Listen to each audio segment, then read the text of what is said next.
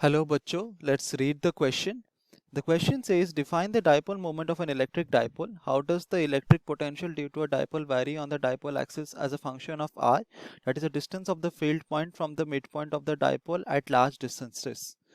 So इस question को solve करने के लिए हम जो की कॉन्सेप्ट यहाँ पर यूज करेंगे, तो पहला कॉन्सेप्ट हम जो यूज करेंगे वो होगा हमारा the definition of dipoles, and जो सेकेंड कॉन्सेप्ट हम यूज करेंगे वो होगा वेरिएशन ऑफ पोटेंशियल। तो हम यहाँ पर लिख सकते हैं variation of potential for a given dipole. किस तरह से हमारा पोटेंशियल फॉर एक गिवन डाइपोल वो वैरी करता है ओवर डिस्टेंसेस। तो पहले हम बात करेंगे कि एक डाइपोल होता क्या है। So dipole is basically any two charges that are separated by a particular distance, they are called to be a dipole. तो अगर हमारे पास एक डाइपोल है, इसका मतलब हमारे पास दो इक्वल एंड ऑपोजिट चार्जेस है जिसके बीच में एक डिस्टेंस ऑफ सेपरेशन है।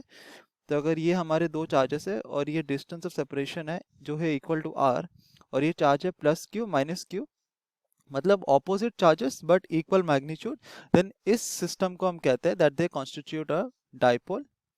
और ये जो distance between the two charges are होता है, it is very very small. तो हम हमेशा जब कैलकुलेट करते हैं हम कंसिडर करते हैं कि it is a very short और स्मॉल डाइपोल। और जब ये दोनों चार्जेस एक दूसरे से separated over distance r, then the product of the charge and the distance of separation between them, it gives rise to a vector quantity जिसको हम कहते हैं डाइपोल मोमेंट।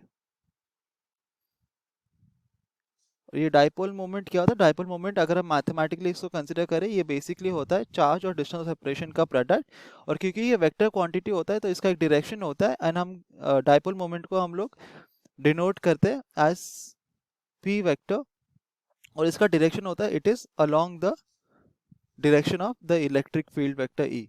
तो हमारा dipole moment it always tends to move from the negative charge towards the positive charge. ये होता है हमारा direction of the dipole moment in a dipole. अभी हमें क्वेश्चन के सेकंड पार्ट में ये कहा गया है कि हाउ डज द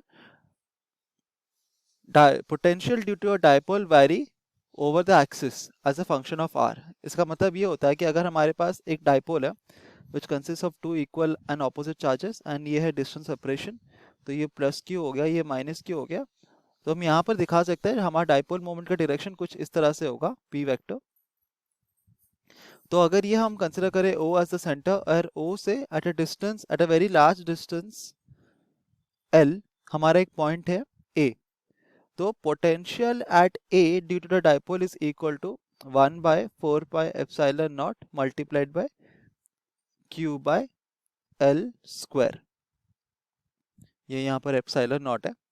तो हम देखते हैं कि हमारा potential at point A which lies on the axis of the dipole varies proportionally as 1 by r square, जबकि for a single charge हमें पता है, तो यहाँ पर क्या है, dipole consist of two equal and opposite charges, but अगर फॉर अ सिंगल चार्ज हमें पता है कि पोटेंशियल क्या होता है, it is proportional to 1 by r।